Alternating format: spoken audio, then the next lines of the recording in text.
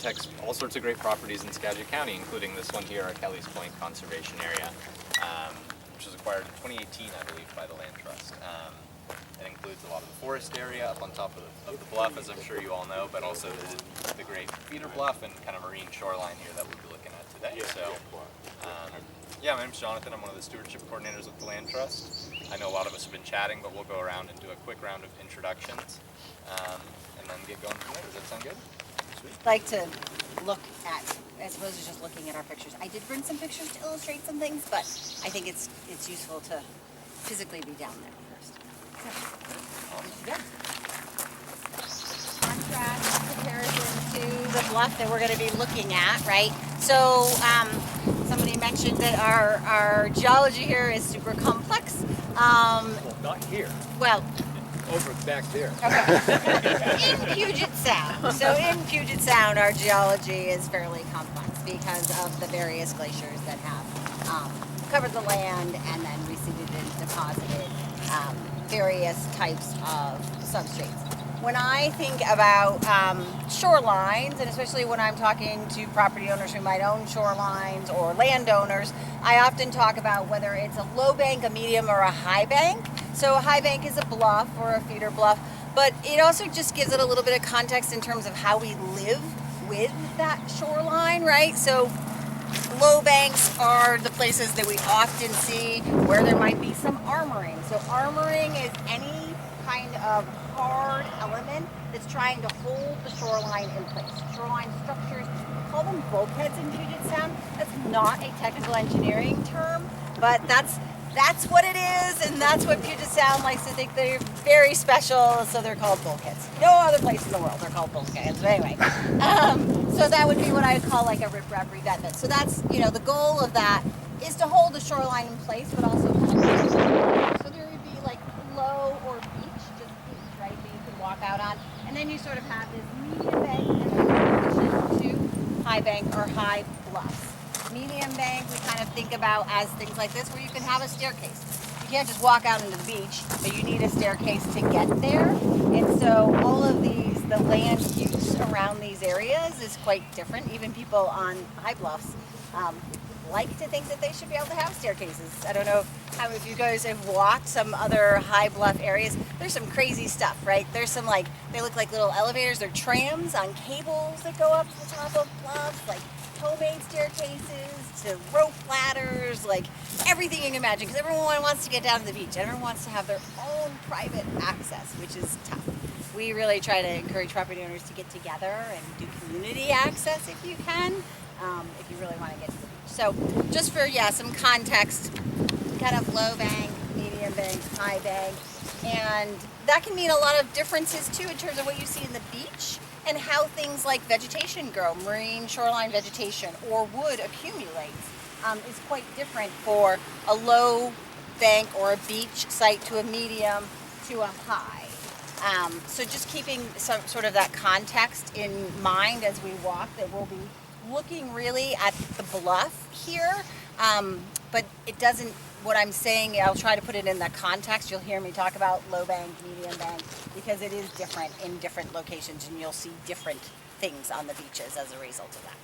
So we'll walk a little bit. Geomorphology is specifically coastal processes interacting with the geology and the shoreline to form the beach. River geomorphologists, a little bit different processes. So coastal processes are water levels. So we have our tides. So our tides are predictable. They're astronomically related to the sun and the moon and the earth and the orientation that those things are in. And then we have other things that add to those water levels. So December 2022, a lot of you are part-time residents, but some of you may have heard about our December 27, 2022 event, which flooded many, many areas in Puget Sound. So a lot of people call that a king tide event. It was an extreme water level event. So it had many different parts to that water level to create that extreme water level. So it had tides. It also had, if we get a low atmospheric pressure, pushes down the middle of the water, which rises the water up on the shorelines. And then you could also have wind waves, but you can also have something called wind setup, which is just the wind blowing across the water, pushing the water up against the shoreline. So there's many different forces. It's actually quite complicated in terms of the different elements that create an extreme water level like that. And then if you have high precipitation, which we also had during that time, you might have groundwater as well, which might be an elevated groundwater level too. So all of these things working together to elevate those groundwater. And then wind waves. So the wind blows across the water, it builds waves, and then the waves will eventually break, they'll hit the shoreline, and then they run up. So the distance that they run up is called run up, wave run up the beach.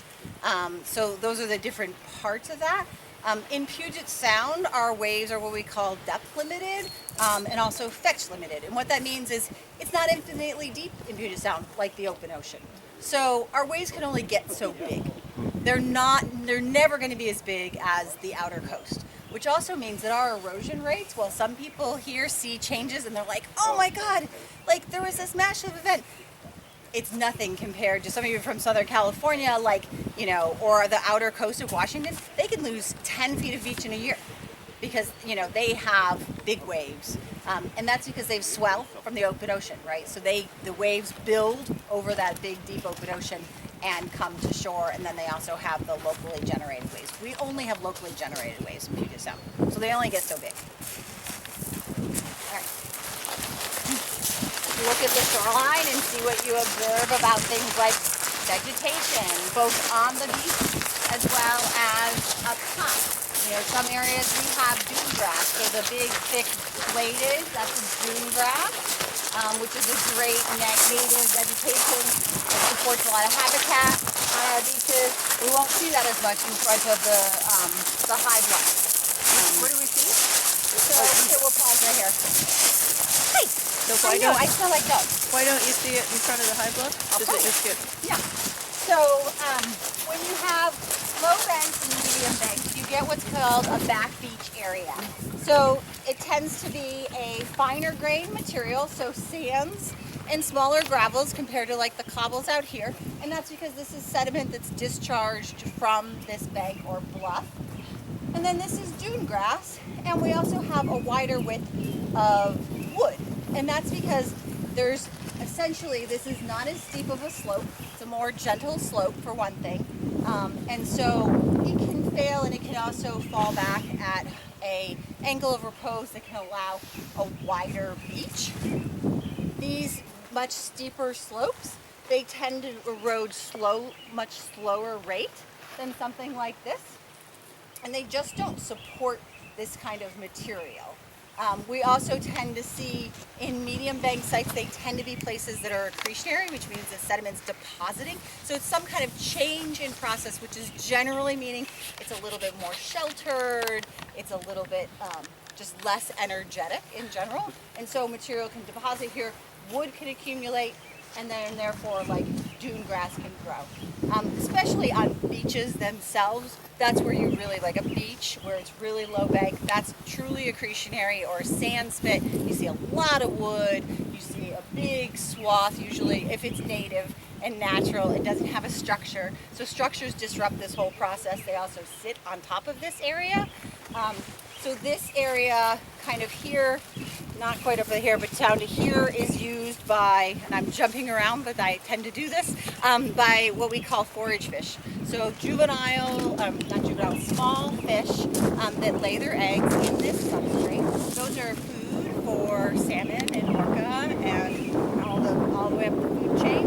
Orca eat the salmon, but so it's the smallest part of the food chain. So we have sand lance and surf smelt are forage fish that spawn on the upper intertidal in Puget Sound. There aren't any documented on Guaymas, but they also don't sample everywhere. So it's really like, where did they sample?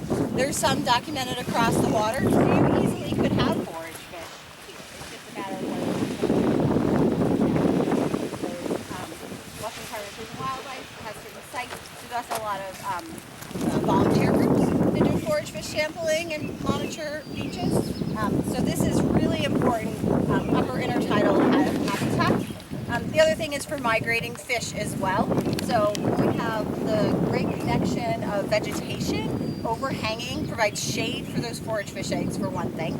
And secondly, it also drops leaf litter and it drops bugs, and you can get there's often, oh, they're not going to help me.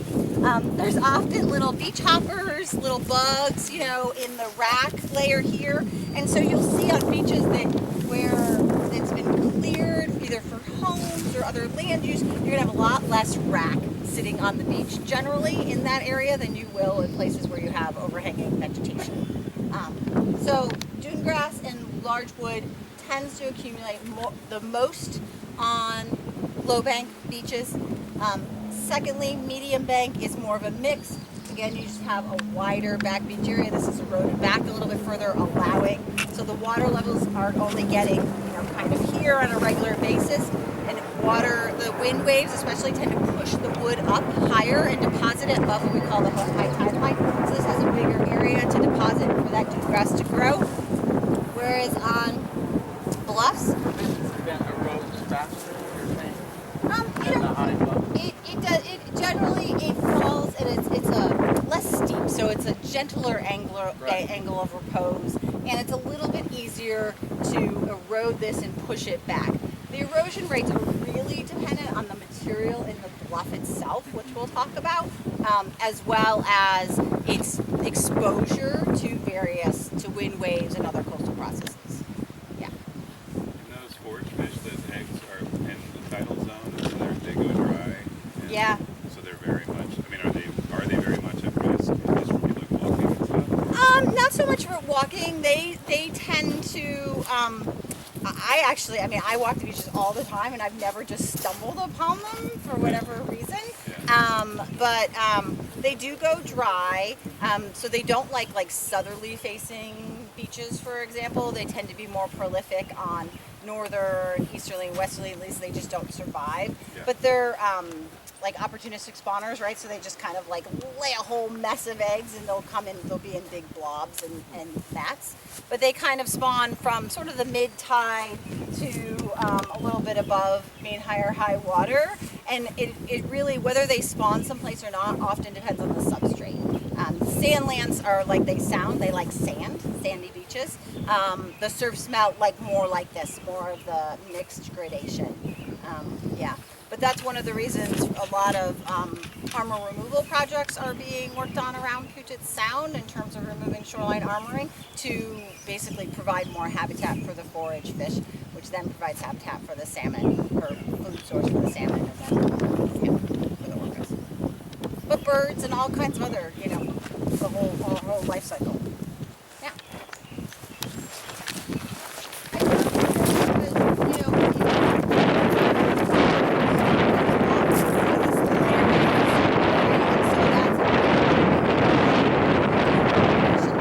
I don't know about this particular one. Do you know the here?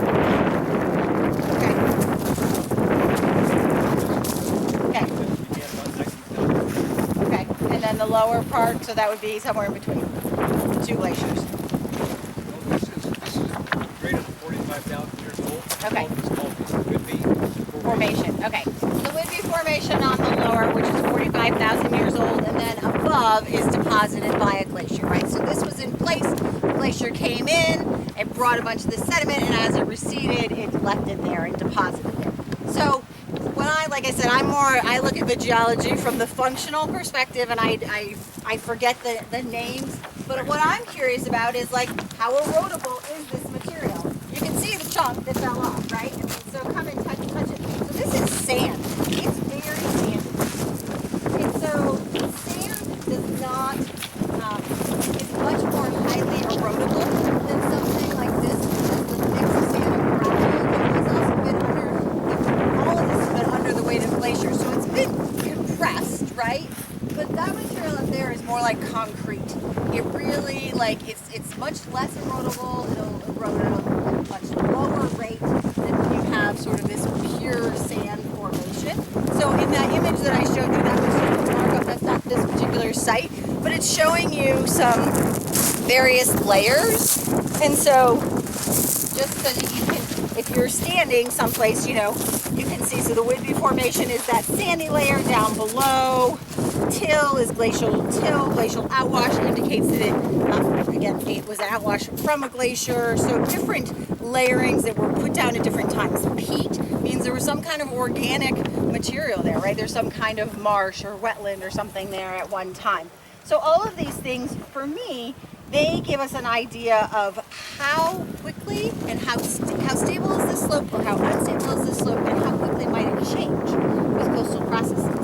So again, just looking at this, obviously it's much easier for these blocks of sand, right, to be eroded out, to be calved out, and to deposit on the beach.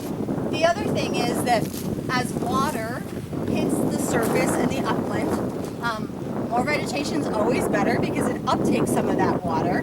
And so when we clear large areas of land and we might have surface water flowing across, it's trying to make its way down in. But the geologic clearing has a lot to do with where does that water actually come out onto the shoreline. So all water wants to make its way to Puget Sound eventually. It's all flowing towards the shoreline.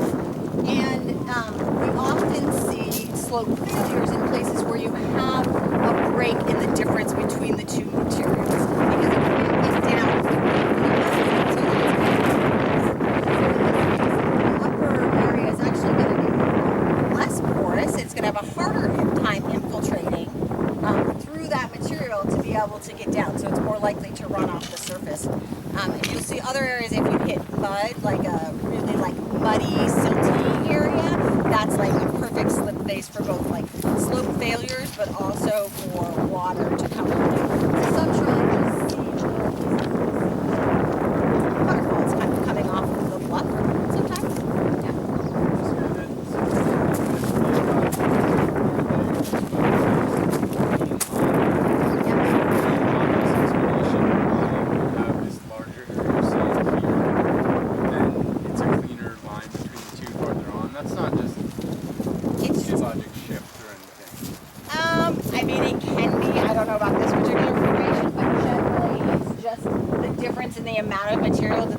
Was actually containing when it actually receded, or as it moved across the land and it fell out. So, and that's also why we have everything from low to medium to high. Is it's just based on how much material was being deposited. But like in that image that went around, that's several different glaciers that are actually affecting that particular stretch. So it's it's highly variable from one to the other. I don't know if you want to add anything to that, Scott. It was deposited prior to the glaciers.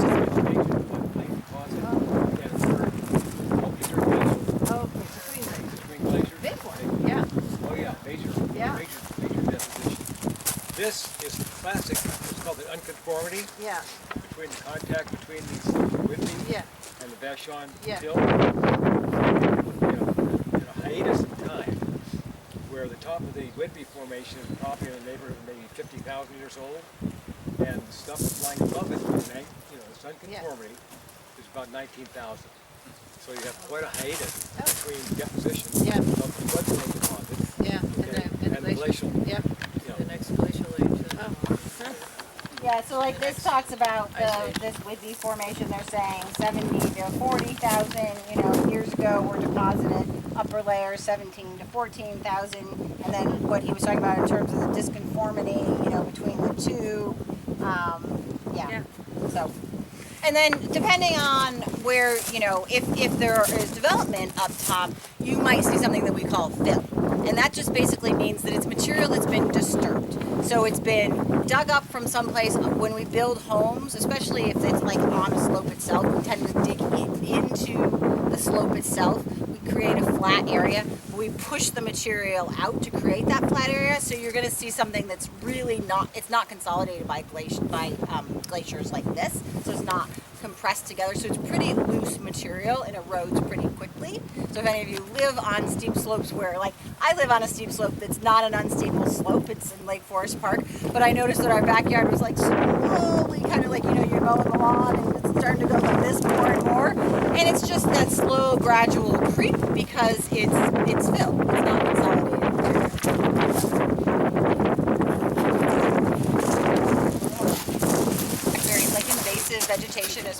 like on the face of bluffs. And we all know that ivy and blackberry are so difficult to get rid of. They're not necessarily doing any harm to the bluff itself. The biggest problem with those two species, I've seen ivy that's a curtain across the face of the bluff, and I've been to properties and I stick my hand into that ivy and I can't touch the bluff, which means that there's a lot going on behind there that people have no idea about in terms of it changing.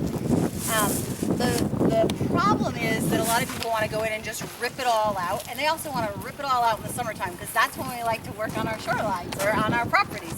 And if you rip it all out, you're now exposing a face that hasn't been directly exposed. Well, the ivy's not holding that face.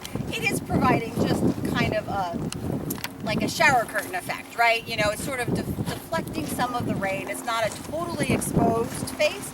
So you need to revegetate it as quickly as possible.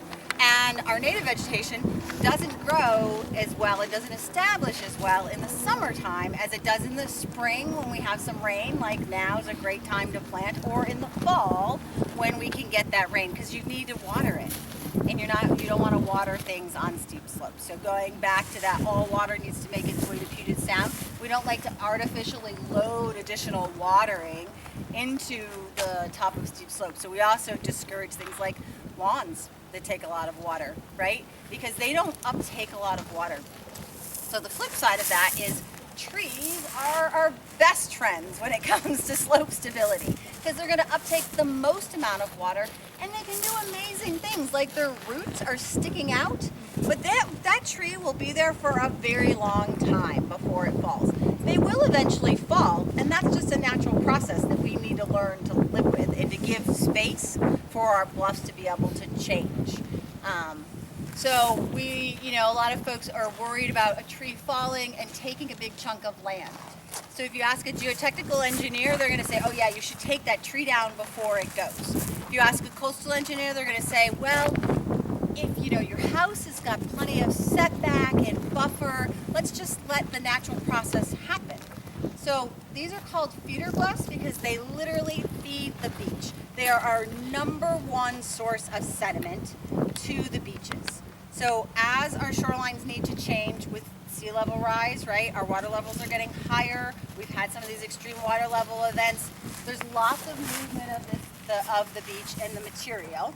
Predominantly, and I will pass this one around. So this is going to talk a little bit about drift. So predominantly in where we are right now, which is in those yellow boxes, we have wind waves being generated coming out of this direction, which is essentially pushing sediment primarily along shore, so on a long-term net basis.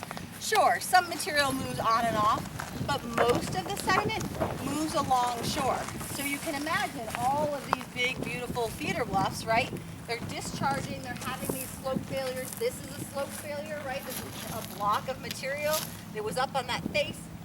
It slid down here, and it will slowly get eroded over time and feed the beach and feed all of those beaches in that direction as well, because the wind waves come in and they move the sediment along shore.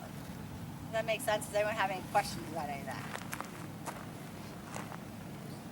Okay.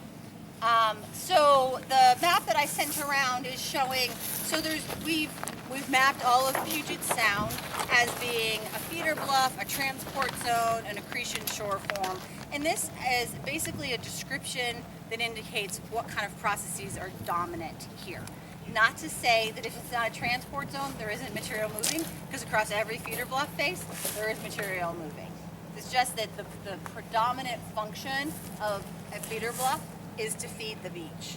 But that also indicates that it's being transported. The area that we were standing in before, which is kind of the median bank, that's considered a transport zone. And then where we have beaches, big wide prolific beaches, those are what we call accretionary shore forms, because they're supposed to be creating material on a long-term basis. Again, we disrupt that. That's not, it might be mapped as accretionary, but it's not actually accreting. And that's usually because we as humans have done something to interrupt that process. That makes sense. So we have, some additional layering in here that's probably closer to what, the other image that I showed. But again, for me, I think about it in terms of how erodible is this? What does this mean in terms of water from the upland getting down? And also in terms of, vegetation, a lot of people are like, well, can I plant my bluff, to stop, to slow the process? Well, you're going to have a really hard time planting anything on a face like this. I've seen people do it. They've tried to rappel down and, stick plants in, but it's going to be a challenge. We see vegetation naturally growing, right? Again, so when you get these slides and slope failures, deposits of material on the beach, and then it will just naturally recruit vegetation. But it will also naturally erode, and that's what we want it to do. How fast is this eroding, do you think, back? So we generally say, and it's, we haven't mapped, there's only a few areas in the sound where we've been doing like reoccurring measurements of bluff faces. It's really hard because our erosion rates are slow, I mentioned that. So we generally say like 1 to 2 inches a year, but it doesn't happen like that. So that's an annualized erosion rate. It happens as a foot. A big block will fall down and then nothing will happen for 10 years. So that's how it happens, but then if you average it over time, that's how we kind of get to the 1 to 2 inches a year, roughly. Unless you're really exposed. There's places like in Port Angeles where it's higher, where you might get more wind wave activity particularly. Walk a little bit further. Where we are, where we would be. Down here further.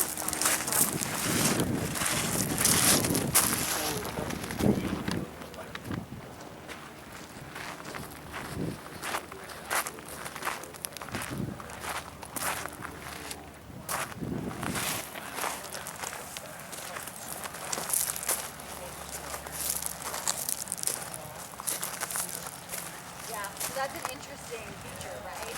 Where it's like just kind of tumbling down, and you can see there's a pocket of more gravel material in there. So a lot of these really play a role in probably something like growing animals, like if there are moles or other things like that. We often see it can have an effect on bluff stability to a certain extent. Birds and burrowing birds too, right? Teenagers. I don't know about up that high. That's clearly something naturally happening, but sure, teenagers. Well, and even so, I've been on beaches where, so one of my favorite stories is I was over on Lopez Island doing a beach walk, and there was this really big indentation in the shoreline. And I was talking to the property owners, and I'm like, this is really interesting. I'm trying to figure out what's caused this. He's like, well, let me tell you. My grandfather used to come here with his backhoe and dig a hole so he could bring his boat in to clean it off. So, we get away with doing a lot of things on the shoreline in Puget Sound that people don't get away with on the open coast, right? Because again, you got to remember it's a pretty mild climate when it really comes to it. It doesn't always feel that way, but it really is. In context of the open ocean, it's a pretty mild climate. So, yeah. Yeah, so this is all old bluff material. This is a tree, right? This is a tree that was once up there. But this becomes the large wood that accumulates on the beaches. So this large wood, it helps actually to stabilize the sediment and accumulate sediment. It also, as it breaks down, it really promotes vegetation and growth. We don't have as much large wood in Puget Sound as we did historically because we've cleared a lot of trees. So there's, if you look across the shoreline, right, you can see more of the areas where we've cleared a lot of the trees. So we don't have as many trees naturally falling into the water. The other thing is the Army Corps of Engineers goes around and gathers up the wood because they're deadheads and they're a navigation hazard. And so for those reasons, we just don't have as much of natural wood floating around that can come up and deposit on the beach. A lot of property owners, particularly if they have staircases, they don't love large wood because in the storms it floats and it will actually, smash into the staircases. So another thing, if you have people who have staircases on the shoreline, we encourage an articulated. You can get one with a little hand winch. If it's wooden or aluminum's even better because they last forever. And then you just winch up the stairs in the wintertime so that they're not sitting on the beach anymore. So that's something that we've talked to a lot of property owners about. We'll walk a little bit further, and then I'm trying to get to one of the areas where I have my photograph, so I'll show you the photograph. So, but it was mentioned. And so this is that darker layer up there, right? So peat, it's some kind of peat. It looks, I mean, I know it's called peat, but it's got a lot of silty material, but it's obviously a very organic material. But yeah, so it's that darker layer up there, which is really interesting. Super friable, super erodible. You know, really easy for that to fail. It's not supported. And different materials, different types of sediment, cold naturally have certain angles of repose and control certain faces better than others. So that's also why you'll see varying angles up there. But yeah, you collecting the peat? I'm gonna burn some, you know. You're gonna burn some? There you go. See what it does? Burn, right? Yeah, it's interesting. Yeah, feel it and touch it.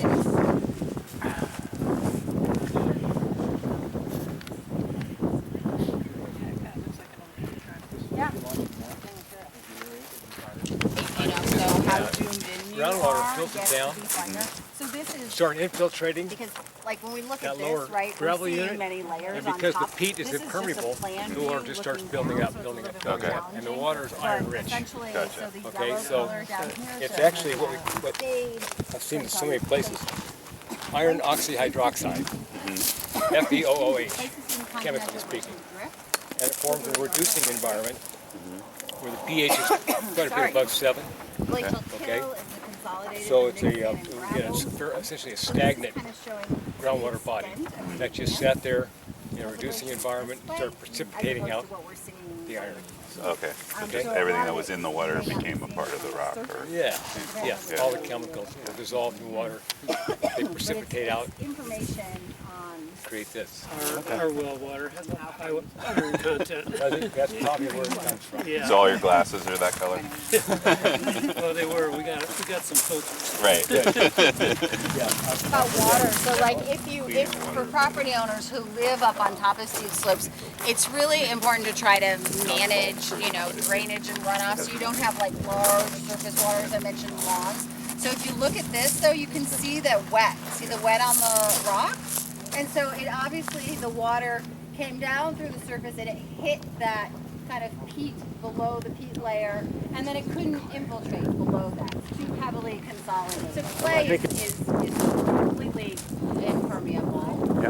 But that lower layer also is not as permeable as the upper layer. And that's one of the reasons plants grow up along that layer there too, because water is actually sitting in that area, so it's able to, things are able to grow. But yeah, so you see the seepage of the water off the face.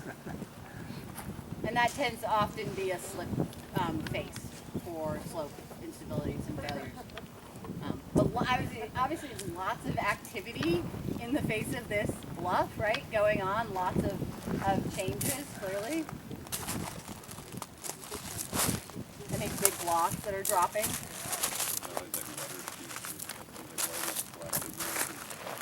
Yeah, that's what we were just saying. So it basically is hitting a layer that it can't get through, so it's coming out of the face. And so especially if you have clay layers or you have, I mean, like glacial till is more consolidated, so it's not as easy for water to get through as like a sand, right? Like Whidbey Formation, that's sand, and we use sand filters to literally filter our water. So water can get through sand. But all of the glacier layers, they vary in terms of consolidation. So it's really, a lot of it's just about how heavily consolidated they are, whether the water can get out. But I was saying that's why you can see the plants also grow on that layer, because there's perched water, so it's able to get enough water for them to grow. And they just naturally propagate. We're going to go past this little sand and then look at some historic imagery. So that's legal right there. This fall, at the end of the summer, this will be way the heck out here, and then it'll all wash away. Exactly. Perfect. Thank you. That's a perfect segue. So, well, this is what it looked like in '77. Large deposit of sand, a very active portion of the bluff face. This is also a very active portion. I drew this square for reference of where there's a house now. So if we keep going in time, So if you go to 1990, that same area, and this image isn't great, I'll pass these around. If you go to 1990, there's a bunch of trees on it.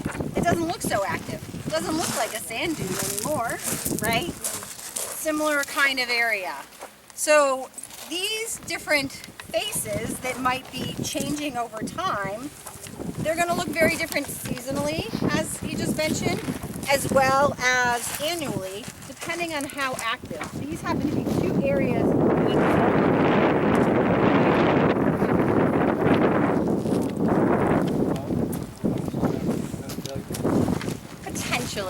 Potentially.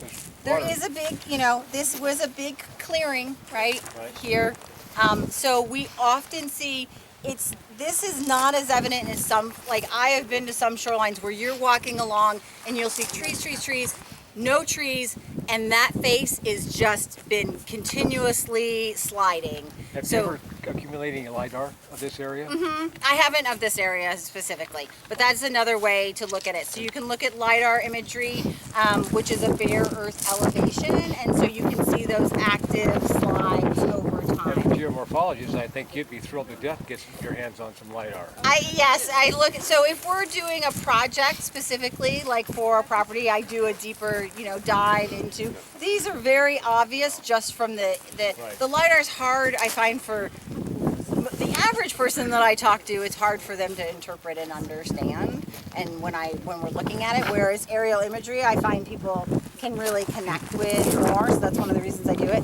But Are we looking at the same area? Same area. Time? Yep. So this is the same area as that. Only earlier. Yep. Yeah, And so I've outlined in red these same areas. And so if you look at, what year do you have? 77. Okay. So this area is looking pretty similar again in 2006, but it had a bunch of trees back in 1990.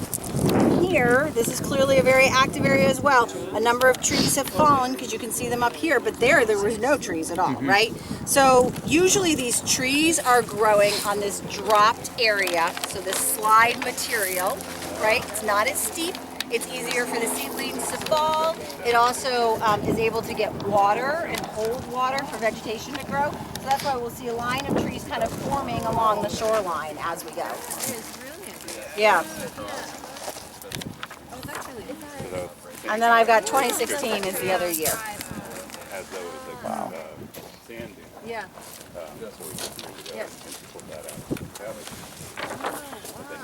Yeah, so it's fun to take a look at the imagery, and you got to be a little detective and try to identify. If you can find features in the upland, then you can find features on the face, but recognize sort of the shoreline shape to be able to tell where you are. Because again, these are oblique, which means it's like Google Earth. You can go to an XY position and you're right there, but that's because unless you drop that person down, that's like the street view. That's oblique.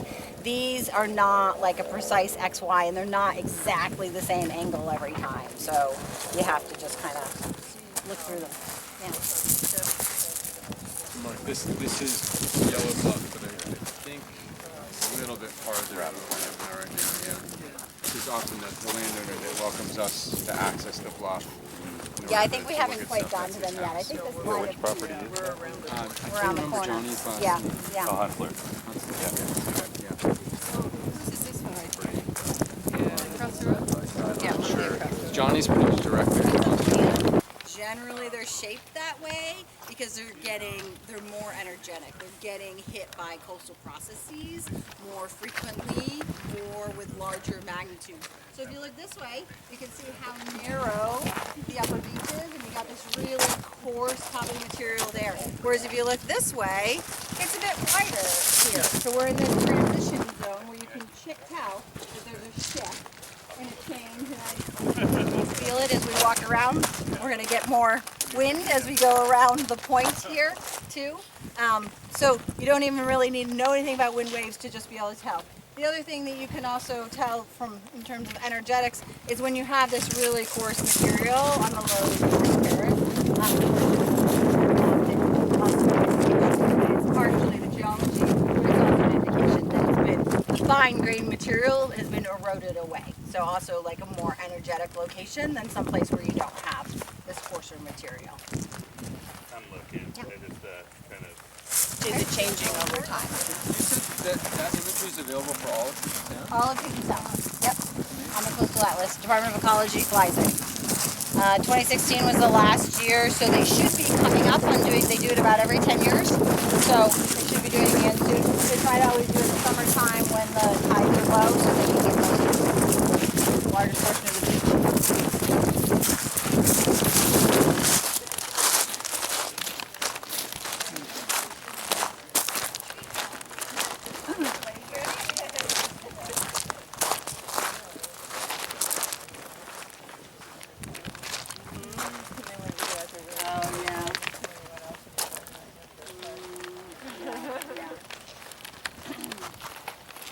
So one thing I wanted to mention, I think I said something about, we talked about salmon a little bit, but so this Guaymas Island is, you know, at the northern end of the Swinomish Channel. And so the Skagit River Systems Cooperative, which is essentially the ecological environmental science arm of Swinomish tribe and the Soxhawtl tribe, are doing a lot of work along the Swinomish Channel for salmon habitat, for juvenile, specifically for juvenile salmon habitat. And so there's a project called Smokehouse, which is looking at opening up large areas of rearing, places for the juveniles to go in and rest and feed and rear so they can grow bigger, so that they have a higher likelihood of success when they go out to the open ocean and then come back to spawn in the Skagit River, hopefully.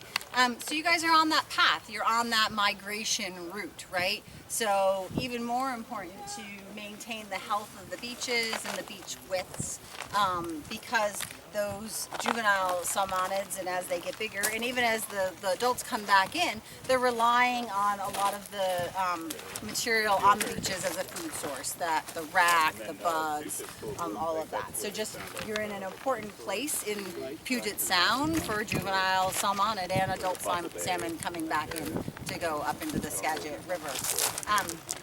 The other thing I didn't really talk a little bit about, but you can imagine a lot of people try to stop the erosion of feeder bluffs by putting those bulkheads or structures at the toe. How effective do you think that's going to be? Yeah, not.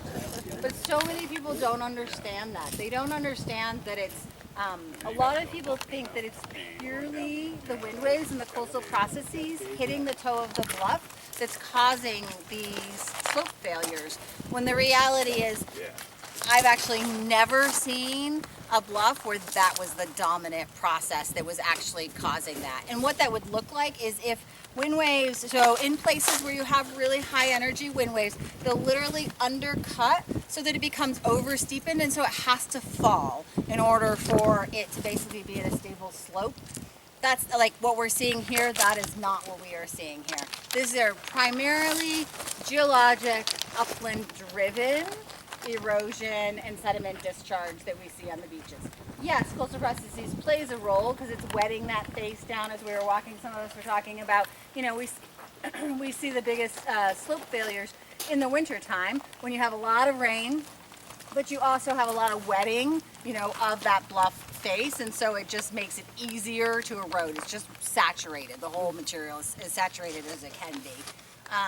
But I have yet to see a site where it's like, yes, absolutely, wind waves were the dominant mechanism for causing that slope instability. So they're not effective, and in fact, not only are they not effective, they're a false sense of security for people who live on top of steep slopes. So it actually makes me nervous when I see structures at the toe and people are feeling like, yeah, I can have my house built 10 feet from the bluff crest because I've got this structure down at the bottom holding that slope, because it's not the case.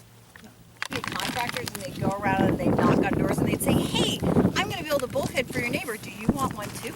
And so then you'll see 4 or 5 or 6 of them all in a row, and they're exactly the same.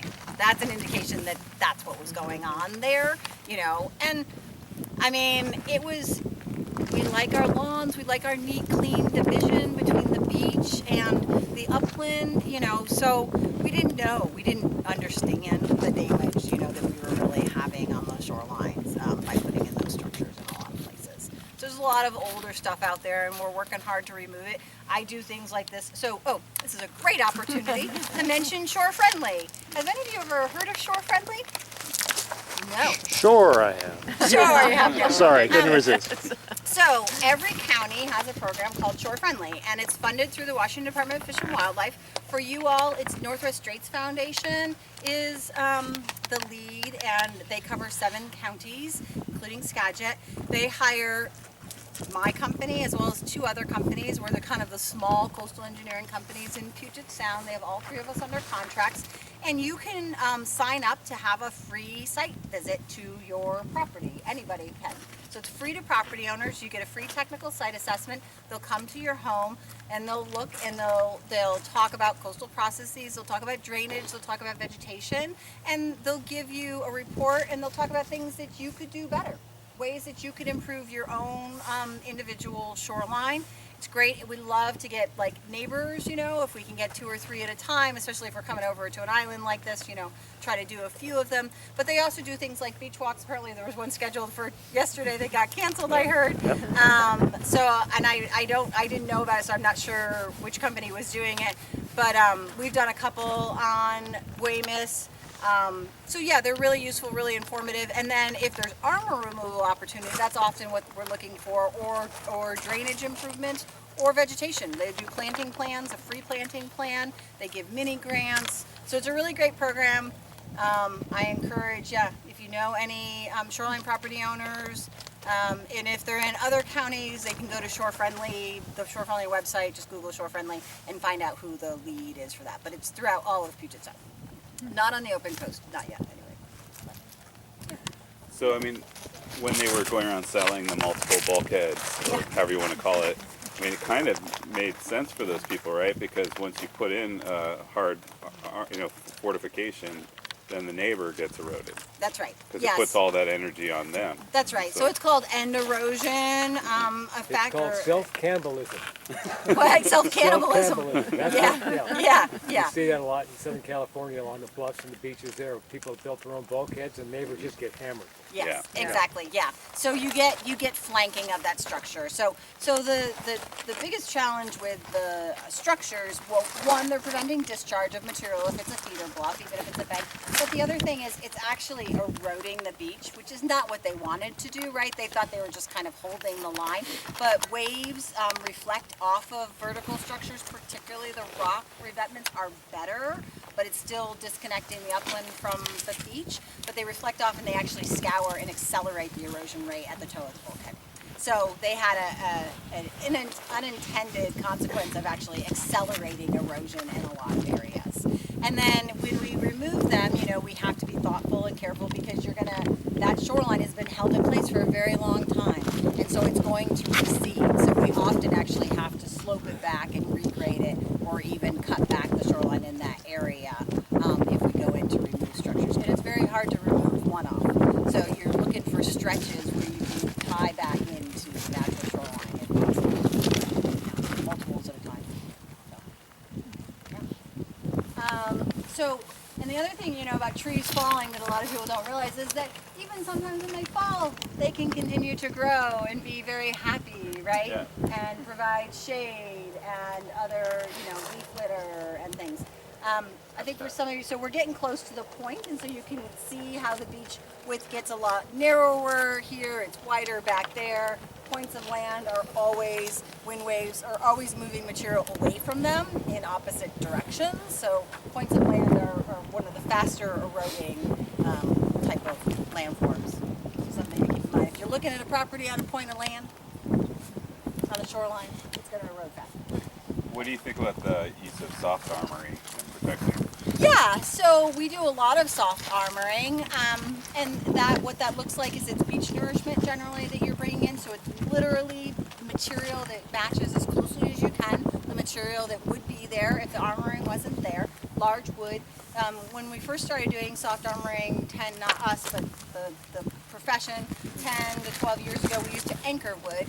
That's also not good because wood wants to be mobile like everything else on the shoreline, and so it started eroding around it, and a lot of that came from river projects.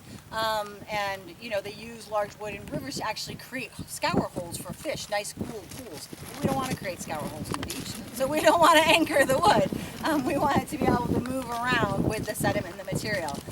So soft armoring is great. It doesn't really do much on feeder bluffs. Again, for like this material, it's going to erode, right? It's slid down, so it's going to erode pretty quickly.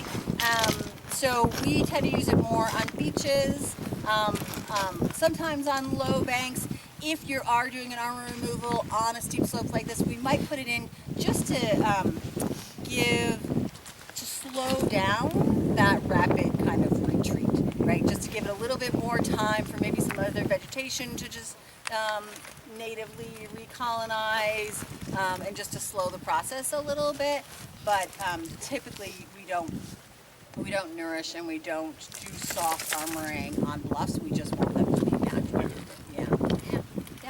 And we plant, so anytime we go in and do armor removal or any kind of restoration, we did one out, if anyone's been out to Deception Pass State Park, so Hoipus Point, it's a beautiful walk actually. There's a trail through the trees, there's eagles, it's gorgeous off of Cote Bay. So at the end of that trail is Hoipus Point. It was an old ferry landing that had a big rock revetment. The Northwest Straits Foundation hired us to design the removal of, so we removed that. We removed the fill, so again that was material that was cut from the bluff and spread out to create that flat landing. So we removed any of that. There was a lot of people ask, why can't you just leave it and let it erode? A lot of times it's really organic and it's going to create a fairly rapid turbidity plume and water quality. Department of Ecology and WWW don't want that. It's not great for the fish, and it's faster than would naturally be eroding. And then we placed beach nourishment on top, and we placed some wood. It's recruited a lot of wood. We did a lot of plantings there, and they're maintaining the plantings. I don't know if you want to walk around the tree. That's what it means. It means that it hasn't become so pervasive that you think we can get out of control.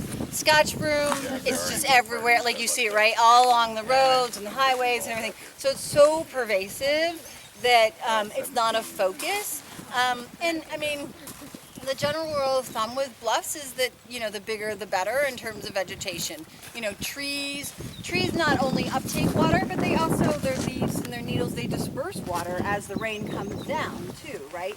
And their roots are at least like 2 times the width of the primary tree, just as kind of an average. It varies a lot.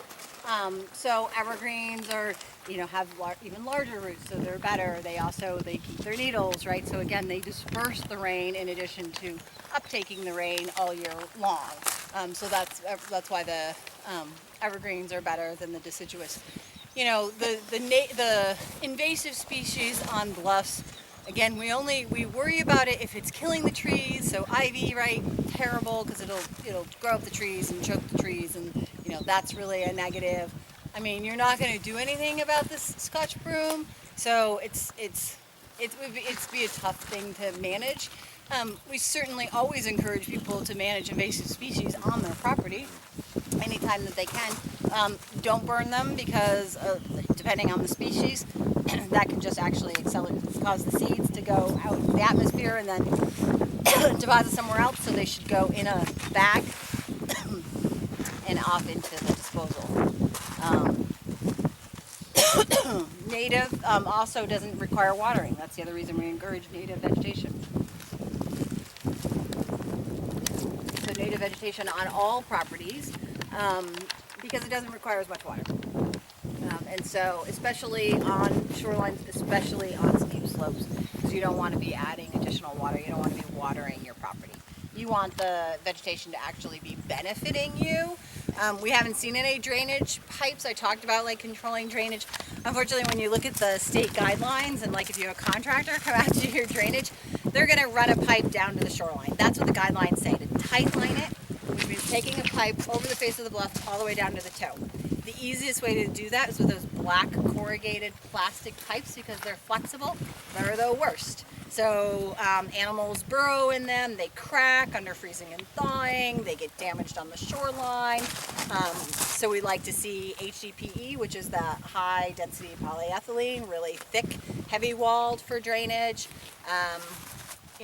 Depending on how far back you are, you can try to infiltrate. Some, I know on Swinomish Reservation, for example, their codes don't allow people to infiltrate, I think, within 100 feet of the shoreline. So they even discourage things like rain gardens.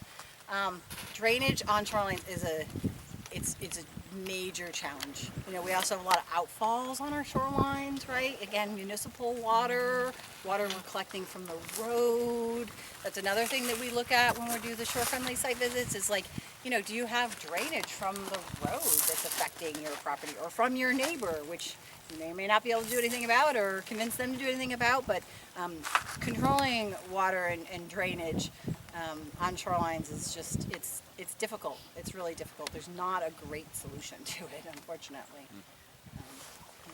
To their credit, the county put in one of those big HDPE lines down over the south bluff that's just east of the ferry dock. Great. At one of those points where they cordoned off the outer lane to keep, you know, the weight off. There's a big collection system there and then a huge pipe. I mean, it's a foot diameter at least. Yeah. Goes all the way down then to a perforated T at the bottom to spread it out nicely. Nice. I mean, they did a good job there. Yeah, yeah. So that's why, you know. But that's got to be really expensive. A private homeowner isn't going to do that. It's expensive, and it's really difficult to find contractors to do residential drainage, especially of that scale. You know, it's a smaller project. It's going to sound expensive to you, but it's not a big project for them. Right. So there is a company. They're called Peninsula something. They're in Jefferson County, but they work in all counties. So they're the company we found recently and they do drainage assessments for Northwest Race Foundation and Shore Friendly too. So if people are looking specifically have a drainage concern, that is something that we're really trying to make headway on, again, particularly on bluffs and steep slopes. On low beaches where we get into trouble, and I don't know if Guaymas has an area, but if some of you are familiar with the Samish Island property, water just doesn't infiltrate because the groundwater table is so high on shorelines. So that's, you know, that's the other challenge that we face is high groundwater tables and flooding in low-lying areas in Puget Sound. You think we're just Must be down? close, right? That must be, because there's none of those tight lines that you're talking about. So as soon as the houses start to see those, which I think are probably just. Oh, there's some tight lines down there. Yep. Okay. We're about halfway down. Okay. Yeah.